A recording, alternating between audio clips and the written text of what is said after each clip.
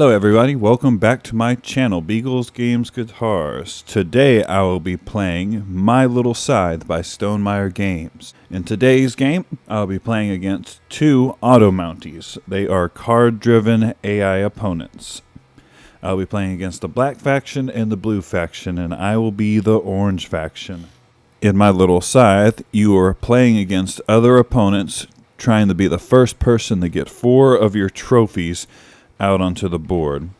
There's a multitude of ways to earn 4 trophies, and you'll be earning them by moving around the board, collecting resources that are on the board, and using those resources to either make specific items or deliver those resources to the castle and earn trophies by doing that. There are also quests that you can complete where you will draw a card and do the text that is written on the card, or you can choose to decline it. You will also potentially be fighting the other opponents for trophies and resources as well, and we'll go over that if that situation arises.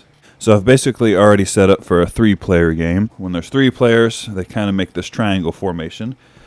There's other faction homes as well. This will go up to 6 players. I've chosen the normal difficulty. So on the normal difficulty, the Automas start with 3 pies, just like a normal player. And they will always actually have 5 friendship, not 3. And whenever they have 4 items between their 2 seekers, they will discard them and earn a trophy. So it's a little bit harder. So let's just get right to it. I'm going to go ahead and show you what I drew randomly for my... I forgot what this card's called, but it makes one of the trophies a little bit easier to get. So instead of delivering 4 gems to Castle Everfree, I only need 3 gems. And I got very lucky, and I drew a level 5 spell. There's 2 through 5 on the number of spells. I'm going to go ahead and take my first action, which is moving. Your seeker can move up to 2 spaces away from where it's located. Unless it's carrying an item, then it can only move 1 space. So I'm going to branch out. I own those items in that hex now. Now we're going to go to the black faction. I'm going to draw all the cards right here in the center. So the black faction will immediately earn a pie, and then they will move. The primary seeker is the lighter colored one. It's kind of difficult to tell, but each faction has a lighter colored, and I'm representing them with a pawn, so that's just easier for me and you watching to visualize. So the primaries will go A through E, and then the secondaries will go E through A, or F if there's a F. So this primary seeker is going to go as far in this direction as they can, which is 2 spaces. And then the secondary can't do an E, a D, a C, or a B, so they have to follow the A action. So they'll stay right there with the primary. Blue's turn. They actually do a resource check before the beginning of each turn, but they don't have any resources right now. They're going to take a seek action. So they're going to populate the board according to what is labeled. And then they will take the move action. So the only available action here for the primary is the D. And then for them, they're going to prioritize the E action because of the F, the C, and the... yeah. Back to me. I'm going to make... I know you can't see this, but if I return an apple and a gem, I will get an upgrade card, which you will select one of the 2 colors, draw 3, select 1, and return the other 2 to the bottom of the stack. I will choose the blue. So I have the option between these 3. I'm going to do the Iron Pie Chef, so 2 apples to do 3 pies instead of 2. I think this is correct. You just place it right where your pawn was. You don't take your pawn off of the action space. So now we're going to move over to the black faction. Item check. They only have 1 item in their possession. They're going to be populating the board here. Ooh, an apple close to me. I like that. A gem here, and then a quest there. And now they're going to move in this fashion. A. primary, since they already own it, they're going to leave it there. Actually, since there's an item here, they will prioritize this item. And then since it's already owned, they're going to move in the F direction, taking that item with them. Now it's blues. Item check, only 3 items. They need 1 more to get a trophy. They're going to be moving according to this. B, C, D, so they will go with C. They will go with D. So they'll most likely be earning a trophy next round. I will take the move action again. I will take this quest, and you draw it, and you do what the text says. So, test of strength. I can either win the contest, run away with the prize, or no thanks. So pay 2 gems to gain 3 pies. I only have 1 gem. I could gain 3 pies, but lose 2 friendship. I wonder if I want to do that. Let's do that. 2 friendship. I can't earn trophies when I'm this low, though. But I can get 3 pies. And now I've completed a quest. So I need to get my friendship back up before I can start getting trophies. Item check. Only 2 items for the black faction. They will be populating the board here. Just to the top right of the portal. Just to the right of the portal. Just below. And now they will be moving in the A fashion. B, C, D. So since this has the most items, they'll always prioritize the most items. They'll be moving in the F direction. Okay. And that is their turn. Blue. Item check. So they'll remove items from the primary first and then the secondary.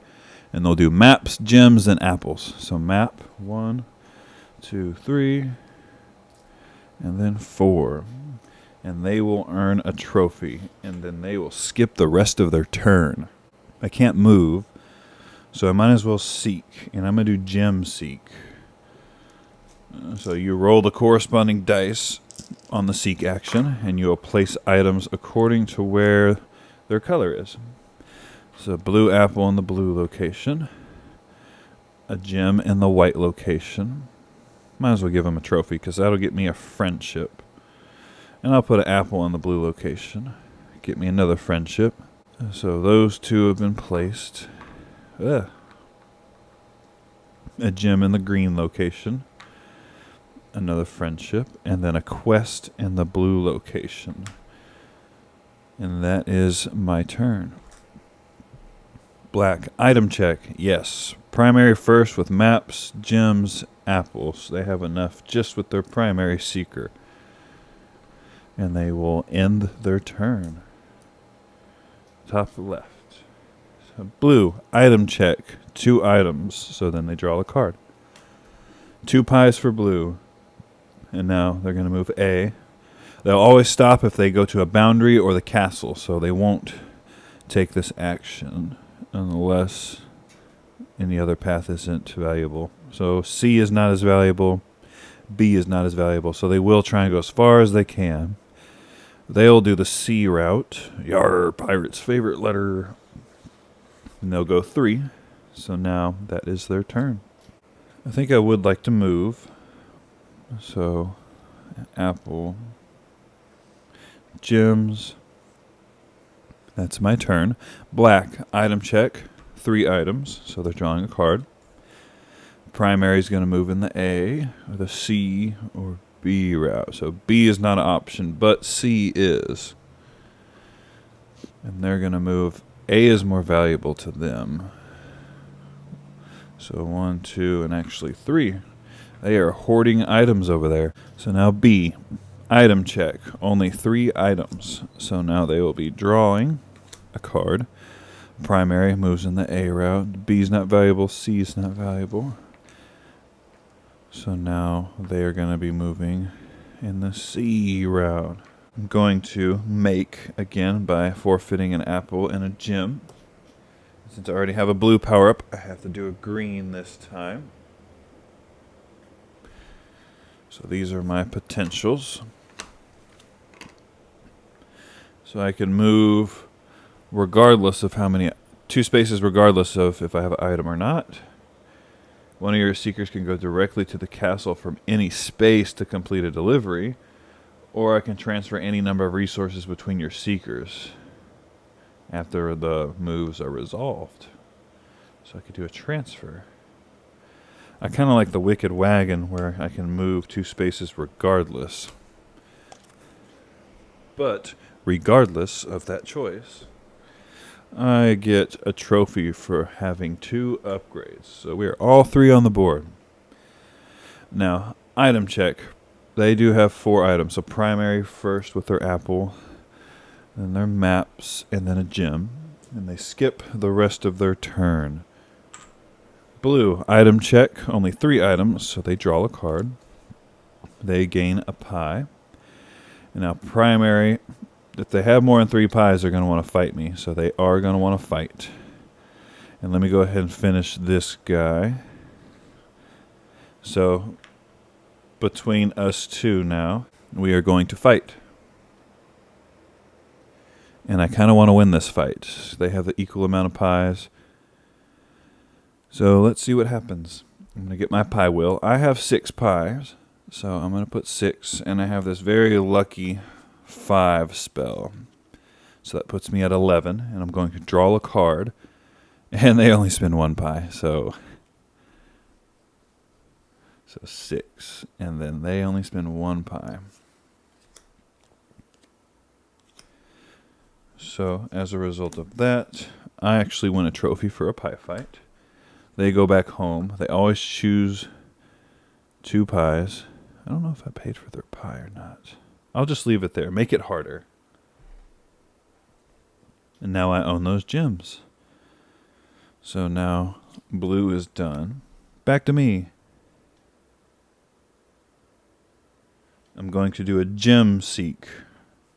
And now I see where I should have chosen that other upgrade. So 2 gems in the red. Definitely will give myself those. A gem in the red. That really worked in my favor. And then a quest in the green. We're going to get the quest no matter what. Okay. So black's turn. Item check. Only 2 items. Now they will seek a quest just to the right. I don't think they can place a quest on an item or a hex that I'm on. I'm not going to make it easy for myself.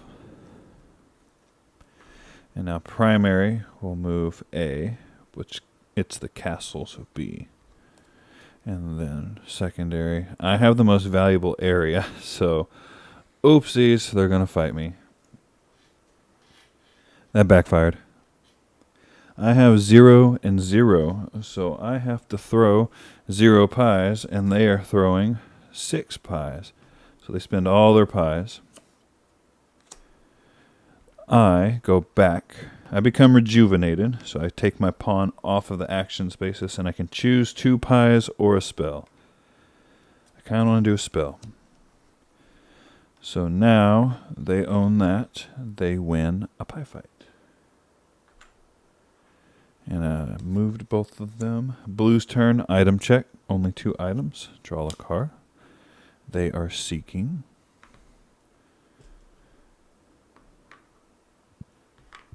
Quest. Way up there. And then, that's the primary. Sorry. A, lateral move. But they want to prioritize this gem. And then they are going to prioritize the most items. I would like to get my 2 gems and get a spell card. Now at least I have a 4. I'm not really wanting to win fights. So even if I do lose, I can get a spell and then get a trophy for that. So that's my turn. Black definitely has enough. So they just earn their final trophy. Let's see. I don't think I can win this. Bummer. blue, item check. Primary first. Blue's on the board.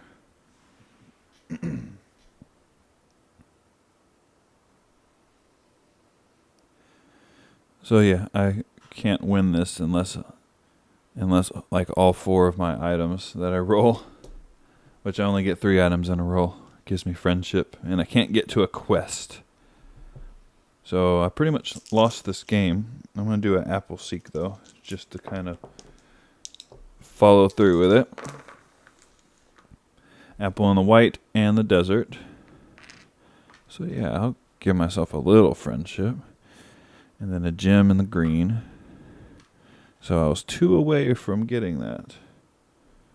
So that is it. That is how you play My Little Scythe with 2 Automounties.